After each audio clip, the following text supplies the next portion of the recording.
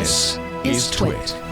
And Leo, I have a 2-minute YouTube video of US Attorney General William Barr on warrant-proof data encryption. Is this the speech he was giving? Oh, yes. This was 2 minutes, and I thought it would be worthwhile to play this into the podcast, since this is the go ahead.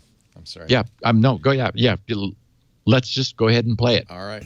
The deployment of warrant-proof encryption is already imposing huge costs on society. It seriously degrades the ability of law enforcement to detect and prevent crime before it occurs, and after crimes are committed, it is thwarting law enforcement's ability to identify those responsible or to successfully prosecute the guilty parties. These costs will grow exponentially as deployment of warrant-proof encryption accelerates and criminals are emboldened by their ability to evade detection. Converting the internet and communications platforms into a law-free zone, and thus giving criminals the means to operate free of lawful scrutiny, will inevitably propel an expansion of criminal activity. If you remove any possibility that the cops are going to be watching a neighborhood, the criminals already in the neighborhood are going to commit a lot more crimes. But there has been enough dogmatic pronouncements that lawful access simply cannot be done. It can be and it must be. We are confident that there are technical solutions that will allow lawful access to encrypted data and communications by law enforcement without materially weakening the security provided by encryption. But I am suggesting that it is well past time for some in the tech community to abandon the posture that a technical solution is not worth exploring and instead turn their considerable talent to developing products that will reconcile good cybersecurity to the imperative of public safety and national security. That seems somewhat similar to your point of view, yes? Well, the devil is in the details, of course, and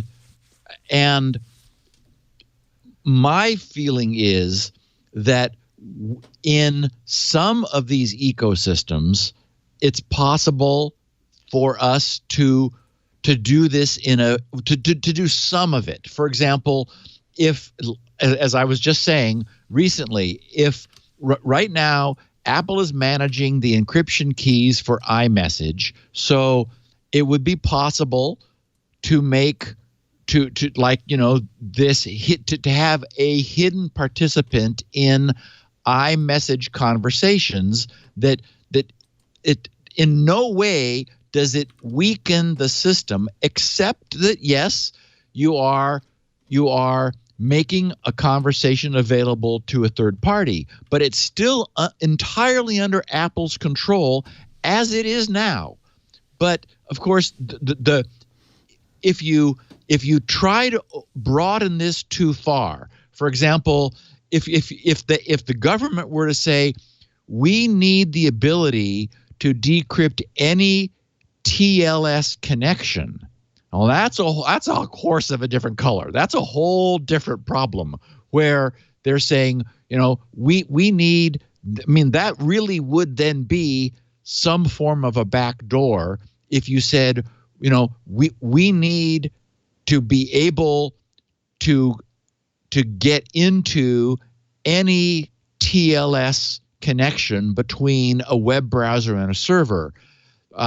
That's a big different problem. So I mean, it really is the case. If I were to play devil's advocate to myself, it really is the case that the technology we have developed is secure point-to-point encryption. That we've developed this technology, we, the industry, over decades without the assumption that a backdoor is going to be required. And the technology doesn't allow it. So the reason this is consistent with my position on iMessage is that iMessage is a layer above. It's still supporting encrypted point to point, but the points are aggregated and messages are being re-encrypted by Apple in order to send them to other devices. So it's not at all clear how you would implement the ability to, which is what Bill Barr is saying. He's saying that essentially they want to be able to decrypt everything. That they don't want the internet to be a quote law-free zone. So, I'm 100% on board with the position that none of our fundamental encryption algorithms support this today. They don't. I mean, they don't. So if you were to, if it would be acceptable to encrypt, to somehow make the data available outside of the encrypted connection, which is what iMessage does, and which is what I've been talking about, then we know how to do that. But we don't know how to make all of our current point-to-point encryption accessible to a third party. It isn't currently. It just isn't fundamentally. So anyway, I thought this was interesting because if a compromise can be reached, then I think a compromise is technically feasible.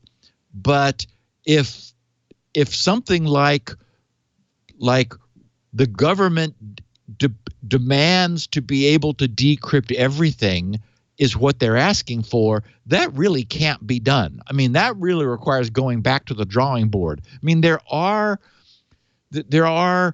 really advanced, much different schemes for encryption, sort of at the next level. Things like homomorphic encryption, where I mean, they're like, it's a whole nother generation of encryption, which isn't currently in use and deployed. And I mean, it really does send us back to the drawing board from where we are today. And I feel like the real issue and the thing that they're going to end up going for, look, it's too late to prevent VeraCrypt and other strong encryption technologies from existing. You can't stop. It's out of the bag. It's out of right. the bag. It's math. So they know that.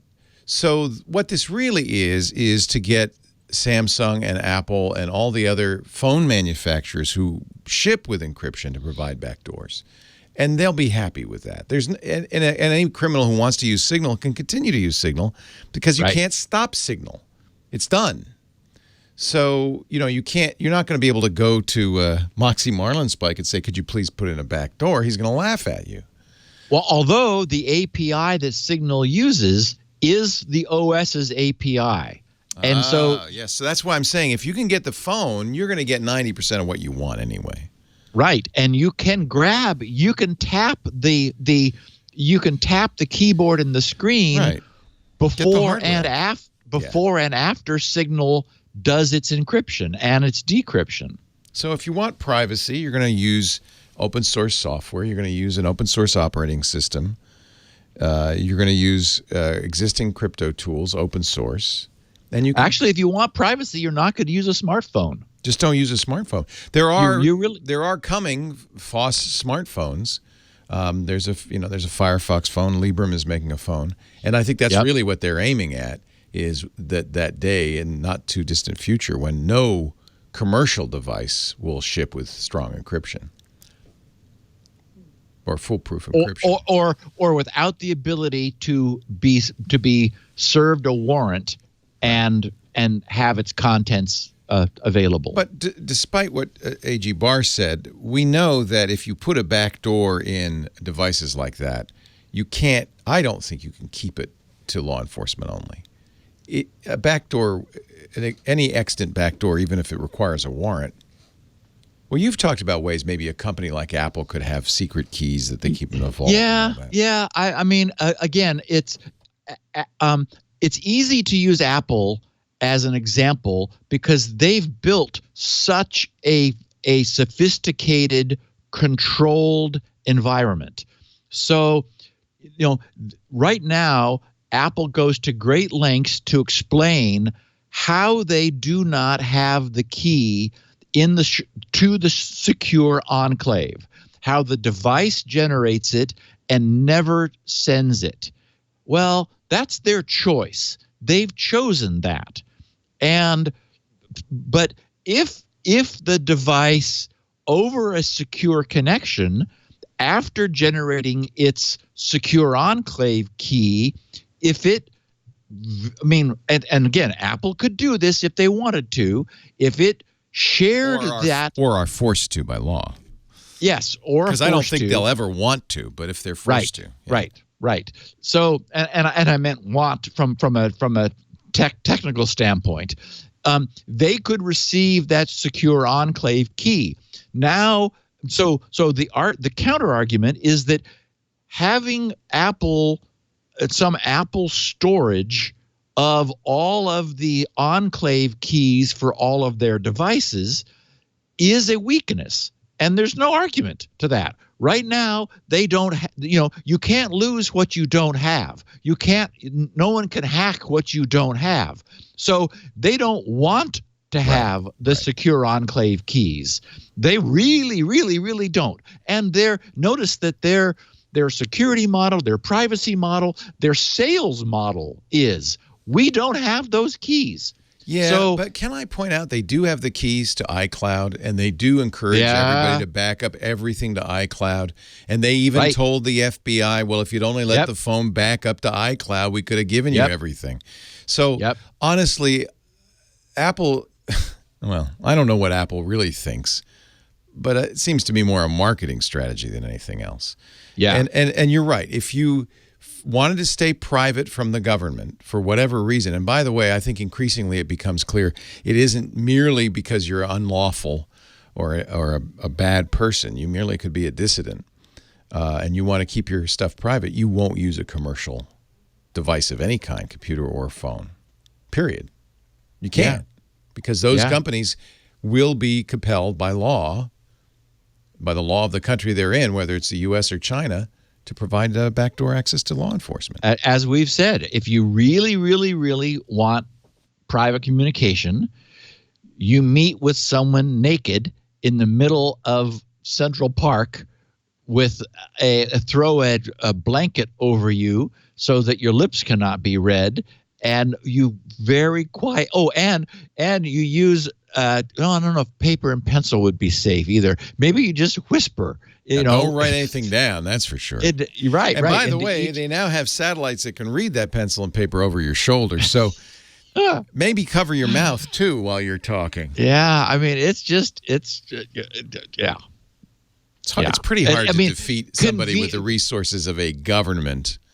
And the problem is that this technology is so convenient that it's what gets used. It's like, if you really, really, really want to be secure, you have to be physically in the same location and whisper into somebody else's ear underneath a blanket.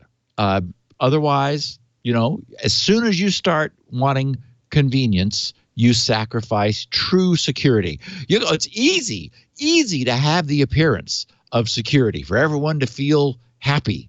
And I was like, oh yeah, we got encryption, but it's like, okay, great. You also have malware on your phone that's sending everything that is encrypted before it gets encrypted somewhere else. So, yeah. I think it's prudent to start preparing ourselves and thinking about what it means to be private, how we would achieve that privacy, how we would know if it wasn't private, what things to look for, all of that. Well, and really, as we also said, Leo, does it really matter? Does anyone care? It doesn't matter now. I'm not convinced it's not going to matter in the next 5 years. Yeah. I'm not completely sanguine about the future of liberty. And in this there are world. places where we really do want strength, like our voting systems. We would like our voting systems to be immune from the fact that we just learned that Russia was actively trying to not hack just one or two locations, but all 50 states during the 2016 election. Which is why I really question the motivation of our government when they say, and we want a backdoor, because they've got to understand that makes us vulnerable to everyone. Yeah. It'll be, again, I can't think of a more interesting issue than like for right now where we are. And boy, I hope this gets resolved by podcast 999, because otherwise you're gonna have to stick around, Steve. I'm sorry. You need to keep going until we get the job done. That's all I'm saying, Steve.